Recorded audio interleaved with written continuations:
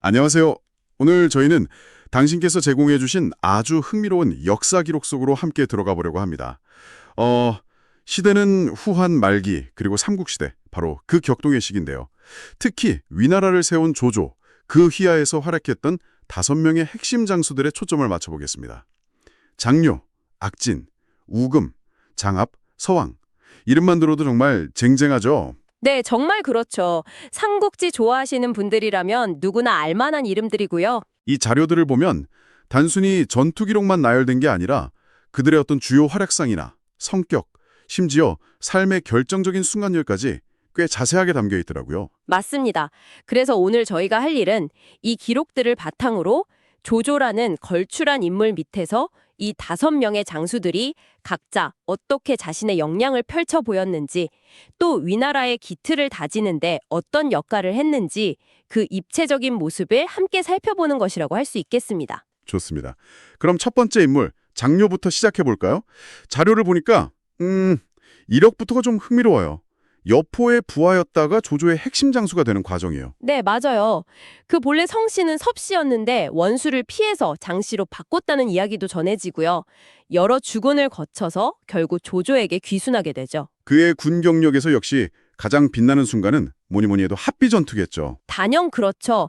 손권이 10만 대군을 이끌고 왔는데 당시 장류 수중에 있던 병력은 고작 7천 명이었으니까요. 이건 그야말로 절체절명의 위기였죠. 그 상황에서 조조가 미리 남긴 함속의 지시, 이게 결정적이었다가 나오는데, 근데 자료를 자세히 보면요, 단순히 지시를 따른 게 아니라 장료가 다른 장수들을 설득하는 과정, 이게 상당히 중요하게 그려지더라고요. 그 리더십이 어땠다고 봐야 할까요? 아, 그거 아주 중요한 포인트입니다. 조조의 지시는 장료랑 이전은 나가 싸우고 악진은 성을 지켜라 이거였거든요. 근데 대부분의 장수들은 병력 차이가 너무 나니까 이거 싸우는 건 무리다 이렇게 생각했던 거죠. 그렇죠. 상식적으로는 그게 맞는 판단일 수도 있고요. 네. 하지만 장료는 달랐어요. 지금 조조공께서 원정 중이시니 구원병이 오려면 시간이 걸린다. 그 전에 적의 기세를 꺾어서 우리 병사들 마음을 안정시켜야만 이 성을 지킬 수 있다. 이렇게 조조의 의도를 정확히 간파하고 다른 장수들을 설득하기 시작합니다. 아, 단순히 그냥 용맹하게 싸우자, 이게 아니라 왜 싸워야 하는지에 대한 전략적인 판단이 있었군요. 바로 그겁니다. 그러니까 단순한 용장을 넘어서서 전략적인 통찰력에다가 동료들을 이끄는 설득력까지 갖췄다는 걸 보여주는 대목인 거죠. 그래서 결국 설득에 성공하고 다음날 새벽에 네, 선발된 800명의 결사대를 이끌고 그 10만 대군 속으로 뛰어듭니다. 직접 선봉에 서서 수십 명 빼고 장수 둘목 빼고 자기 이름을 막 외치니까 오나라 군대가 완전 혼란에 빠진 거예요. 와, 800량으로요? 네, 순식간에 손권의 본진 깃발 아래까지 도달했고요. 기록에 따르면 손권조차 너무 놀라서 높은 언덕으로 막 도망쳐서 긴 창으로 스스로를 방어해야 할 정도였다고 하니까요. 아니 10만 대군의 총대장이 직접 도망쳐야 할 정도라니 정말 믿기 어려운 성과네요. 심지어 포위되었을 때도 좌우로 돌파해서 빠져나왔다가 뒤에 남은 병사들이 장군 저희를 버리십니까? 이렇게 외치니까 다시 적진으로 뛰어들어가서 그들을 구해 나오기까지 합니다. 와, 정말 대단한 용기와 책임감이네요. 네, 이 기습 한 번으로 오나라 군대 사기가 완전히 꺾였고 결국 손권은 포위를 풀고 물러날 수밖에 없었습니다. 자료에는 하마터면 손권을 사로잡을 뻔했다고도 나오죠. 이 전투 하나로 장료는 위나라 전체의 영웅으로 떠오르게 됩니다. 나중에 조조가 직접 합비에 와서 감탄했다는 이야기나 또 문제, 그러니까 조비죠. 조비가 그를 고대 명장 소호에 비유하면서 극진히 예우하고 심지어 그의 어머니를 위해서 저택까지 지어주었다는 기록들을 보면 당시 위나라에서 그의 위상이 어땠는지 충분히 짐작이 가네요. 그렇죠. 병중에 있는데도 손권이 장료는 비록 병들었지만 우리가 감당할 수 없으니 조심해야 한다. 이렇게 경기했다는 사실 자체가 그의 명성을 증명하는 거죠. 합비 전투 이전에도 활약이 있었죠. 오한족 정벌대 이야기도 인상 깊던데요. 네, 꾸준했습니다. 특히 오한족 정벌 때는 조조에게 먼저 싸우겠다고 청하는 그런 적극성을 보였고요. 결국 오한족의 수장인 선우 답돈을 직접 빼는 큰 공을 세웁니다. 혼자서 창의를 설득하러 간 일화도 있던데 이건 좀. 아, 네. 그건 그의 담대함을 보여주는 일화이긴 한데 조조가 나중에 듣고 그건 대장이 할 행동이 아니다라고 지적하기도 했죠. 때로는 좀 위험을 감수하는 그런 면모도 있었던 것 같습니다. 자, 이렇게 극적인 용맹함의 장료 이야기를 들어봤고요. 이번에는 좀 다른 결의 인물들을 만나볼까요? 악진과 우금, 이 두 사람을 함께 묶어서 살펴보는 건 어떨까 싶어요. 당신이 주신 자료에서도 두 사람의 공적과 또 그 엇갈린 운명이 아주 인상적으로 대비되더라고요. 네, 좋은 접근이신 것 같습니다. 먼저 악진을 보면요. 자료에 용모는 작았으나 담력이 매서웠다. 이렇게 묘사되어 있거든요. 그러니까 체구는 작지만 용맹함으로 아주 유명했던 장수입니다. 복양, 옹구, 고현, 수많은 전투에서 항상 가장 먼저 돌격해서 공을 세웠다고 나오죠. 맞습니다. 원소의 장수, 순우경이나 엄경 같은 꽤 비중 있는 적장들을 직접 배웠다는 기록도 남아 있고요. 항상 선봉에 서서 길을 열었던 거죠. 조조가 악진, 우금, 장료 이 세 사람의 장점을 각각 칭찬했다는 기록도 있던데요. 악진은 어떤 면에서 인중을 받았던 건가요? 조조는 악진의 그 용맹함 그리고 돌파력 이걸 높이 사서 절충장군이라는 칭호를 내립니다. 이 절충이라는 말 자체가 적의 예봉 그러니까 날카로운 기세를 꺾는다는 의미거든요. 그의 역할을 딱 보여주는 칭호죠. 아, 그렇군요. 합비 전투에서는 어떤 역할을 했나요? 장료가 워낙 눈에 띄어서. 합비에서는 조조의 지시에 따라서 후방에서 성을 굳건히 지키는 임무를 수행했습니다. 비록 장료처럼 막 화려한 스포트라이트를 받지는 못했지만 묵묵히 자기 역할을 다했던 그런 견실한 장수였다고 볼 수 있겠죠. 자료에서도 악진에 대한 기록은 주로 그의 용맹함과 선봉 역할에 좀 집중되어 있는 편이고요. 네. 꾸준하고 용맹했던 악진과는 달리 우금은 엄격한 규율의 상징처럼 그려지는 것 같아요. 특히 완현전투 패배 후에 그 일화가 아주 인상적이었습니다. 아, 네. 그때 조조군이 장수라는 인물에게 크게 패해서 완전 혼란에 빠졌을 때였죠. 근데 우금은 자기 부대만큼은 조금도 흐트러뜨리지 않고 아주 질서정연하게 후퇴를 합니다. 심지어 다른 부대들이 막 약탈을 벌이는 와중에도 자기 부대는 엄격하게 통제했다고요. 그렇습니다. 그때 부하들이 아이고 저기 청조병들이 우리를 모함할지도 모르니 빨리 조조공께 가서 해명해야 합니다. 이렇게 말렸는데도 우금은 적이 곧 추격해 올 텐데 방비부터 해야지 어찌 대적하겠는가.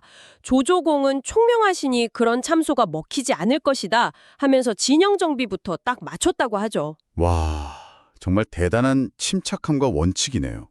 위기 상황에서 쉽지 않은 결정인데 조주의 반응은 어땠습니까? 조조가 이 모습을 보고 정말 감탄했습니다. 이렇게 위급한 상황 속에서도 법도를 잃지 않으니 옛날 명장이라 한들 이보다 더하겠소 하면서 극찬을 했죠. 그리고 익수정후라는 높은 자귀까지 내렸습니다. 그의 공로를 아주 높이 평가했다는 의미죠. 그런데 이런 엄격함이 때로는 좀 비판의 대상이 되기도 했다고요? 네, 바로 항복한 옛 친구 창의를 처형한 사건이죠. 아, 그 사건이요? 자료에 보면 역사가 배송지가 이걸 비판했다는 주석이 달려 있더라고요. 맞습니다. 우금은 포위된 후에 항복한 자는 사면할 수 없다는 군법을 내세워서 창의를 처형했어요. 뭐 규율을 지킨 것이긴 한데 배송지는 이걸 두고 친구를 저버린 인정 없는 처사다 이렇게 평가를 했죠. 규율과 인정 사이에 어떤 딜레마를 보여주는 사례라고 할 수 있습니다. 그런데 이렇게 규율을 중시했던 우금의 말로가 너무 아이러니해요. 정말 그렇죠. 번성 전투에서의 항복, 이게 그의 명성의 결정타가 됩니다. 가을 장마 때문에 7개 군대가 물에 잠기는 이건 뭐 천재지변에 아까운 상황이었지만 결국 관우에게 항복하게 되잖아요. 그때 같이 있던 방덕은 끝까지 저항하다 죽었는데 말이죠. 조조 역시 이 소식을 듣고 내가 우금을 30년인데 어찌 위급한 상황에 처했을 때 보인 행동이 방덕보다 못할 줄이야 하면서 크게 실망하고 탄식했다고 전해집니다. 그 이후에 오나라를 거쳐서 위나라로 돌아왔을 때 모습이 아주 초췌했다고 하죠. 백발이 성성하고. 네, 문제, 즉 조비의 앞에 섰을 때 그런 모습이었다고 합니다. 조비가 겉으로는 뭐 옛날 고사를 들면서 위로하는 척했지만 결국엔 그 능의 벽화 사건으로 참 비극적인 최후를 맞이하죠. 네, 문제가 조조의 능을 참배하러 간 우금을 위해서 그 능 건물 벽에다가 미리 관우는 승리하고 방덕은 막 분노하고 있고 우금 자신은 무릎 꿇고 항복하는 그 장면을 그려놓게 했다는 기록이 있습니다. 이걸 본 우금이 결국 부끄러움과 분노를 이기지 못하고 병이 들어 죽었다고 하죠. 사후에 받은 시호도 여후라고요? 여자가 허물, 재앙 이런 뜻이라고 하던데? 네, 좌장군까지 올랐던 명장의 몰락치고는 너무나 쓸쓸하고 좀 가혹한 결말입니다. 어쩌면 그의 이야기는 규율만으로는 다 헤쳐나가기 어려운 그런 난세의 복잡성을 보여주는 것 같기도 하고요. 우금의 이야기가 규율과 원칙의 어떤 한계를 보여준다면 이번에 살펴볼 장압은 정반대라고 할 수 있겠네요. 변화에 능한 전략가로서 또 다른 생존과 성공의 방식을 보여주는 것 같습니다. 이 사람도 처음에는 조조의 적, 원소 밑에 있었죠. 맞습니다. 그의 운명이 바뀐 결정적인 계기가 바로 관도대전 때였습니다.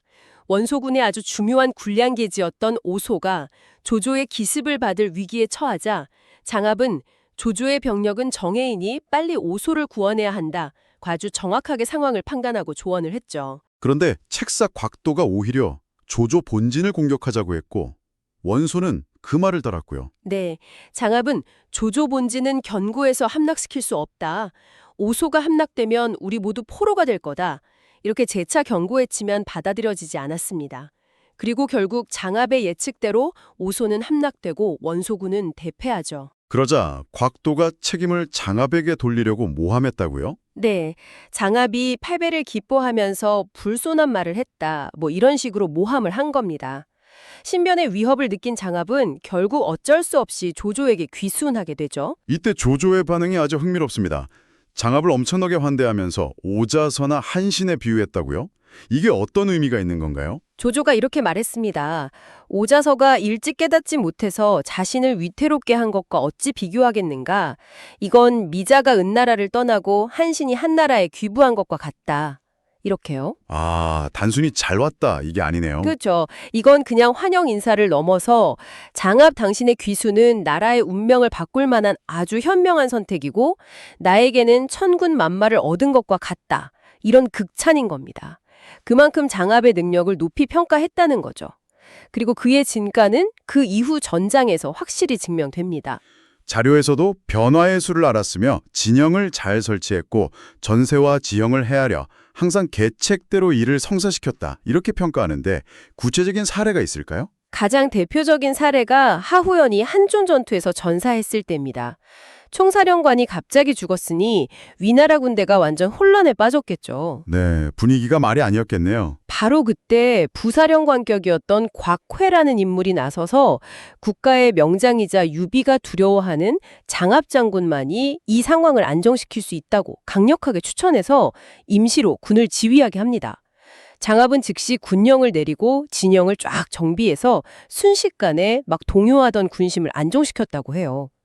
위기 상황에서의 그의 존재감과 리더십을 보여주는 아주 중요한 일화죠. 제갈량의 북벌을 막아낸 가정전투에서의 활약도 빼놓을 수 없죠. 마속을 격파한 거요? 그렇습니다. 제갈량의 1차 북벌 때였죠. 전략적으로 아주 중요한 요충지였던 가정에서 제갈량의 명을 어기고 산 위에 진을 친 마속의 약점을 정확히 간파합니다. 그리고 즉시 보급로를 차단하고 공격해서 대파했죠. 이 패배 때문에 제갈량의 일천 북벌이 실패로 돌아갔고요. 네, 이후에 제갈량은 장압을 매우 경계하게 되었다고 하죠. 그의 어떤 임기응변 능력과 전술적인 안목이 제대로 빛을 발한 전투였습니다. 무장이면서도 학문하는 선비를 아꼈다는 기록도 좀 이채로운데요.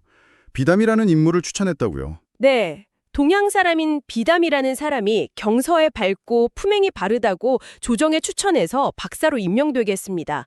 단순히 싸움만 잘하는 게 아니라 인재를 알아보는 안목도 있고 학문을 존중하는 그런 면모도 있었다는 걸 엿볼 수 있는 부분이죠. 그런데 그의 최후는 좀 허망하다고 해야 할까요?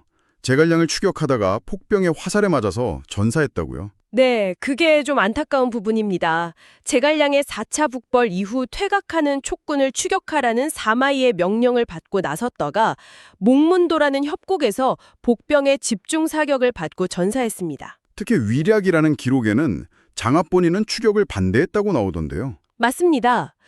병법에 돌아가는 군대는 쫓지 말라고 했다면서 반대했는데 당시 총사령관이었던 사마이가 강하게 명령해서 어쩔 수 없이 나섰다가 변을 당했다고 기록되어 있어서 더욱 안타까움을 자아내죠. 사후에는 장후라는 시호를 받았습니다. 변화무쌍한 전장에서 뛰어난 적응력을 보여준 장합에 이어서 자, 이제 마지막으로 살펴볼 인물입니다. 신중함과 결단력의 상징 서황인데요. 이 사람 역시 처음에는 다른 세력에 속해 있다가 조조에게 합류한 거죠. 맞습니다. 서황은 원래 양봉이라는 군벌을 섬겼었는데 만총 등의 설득으로 양봉을 떠나서 조조에게 귀순했습니다. 그의 가장 큰 특징은 당신께서 보내주신 자료에도 명확히 나와 있듯이 바로 신중함입니다. 항상 멀리 척후, 그러니까 정찰병을 보내서 미리 이길 수 없을 때를 대비한 후에 싸웠다. 이 구절이 딱 그를 설명하는 것 같네요. 그렇죠.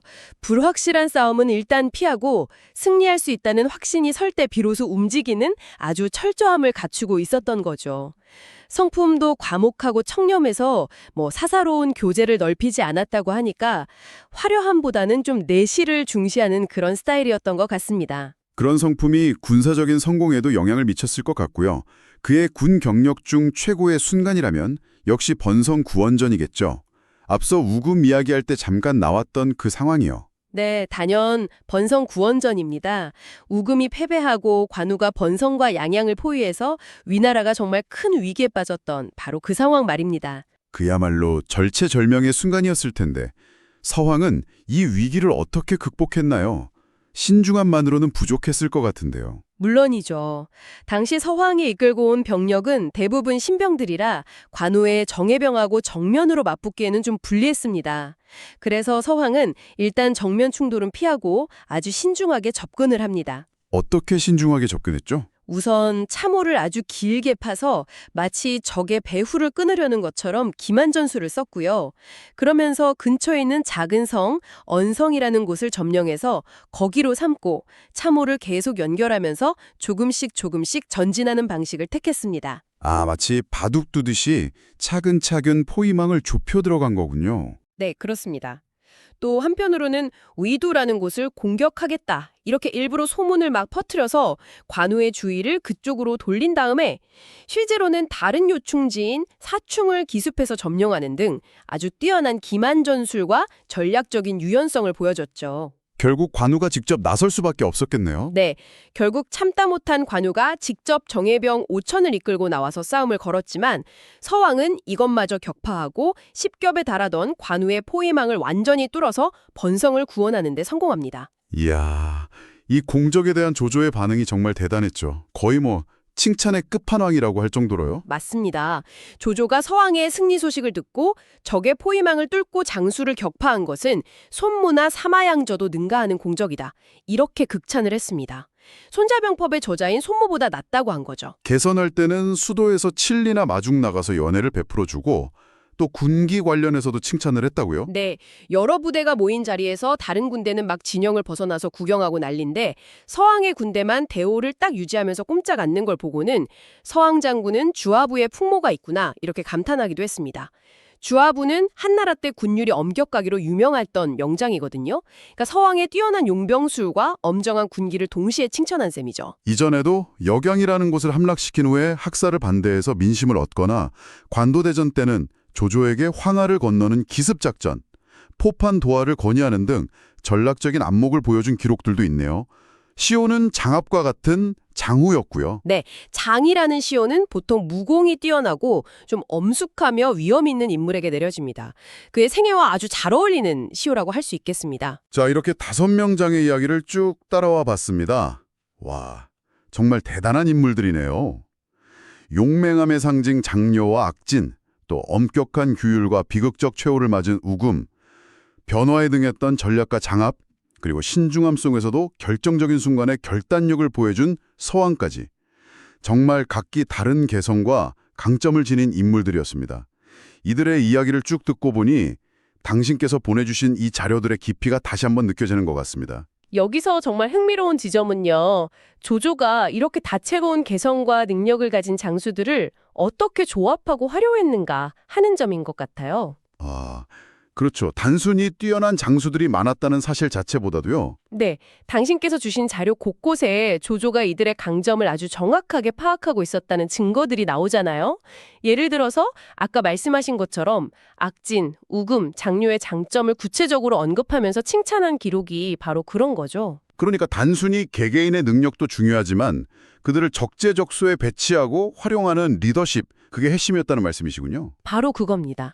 자료의 마지막 부분에 나오는 평가를 보면 우금은 강직함, 장압은 임기응변, 악진은 용맹함 이렇게 딱 요약될 수 있지만 장료와 서왕의 기록이 더 상세하고 행적을 뒷받침한다고 비교하고 있거든요.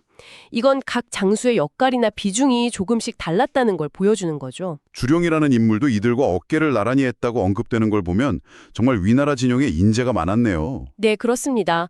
그래서 당신께서 이 자료들을 통해 얻으실 수 있는 통찰은 단순히 개별 영웅들의 활약상을 넘어서서 이렇게 다양한 인재들을 어떻게 조직하고 시너지를 만들어내는가, 바로 그 리더십의 중요성이 아닐까 싶습니다.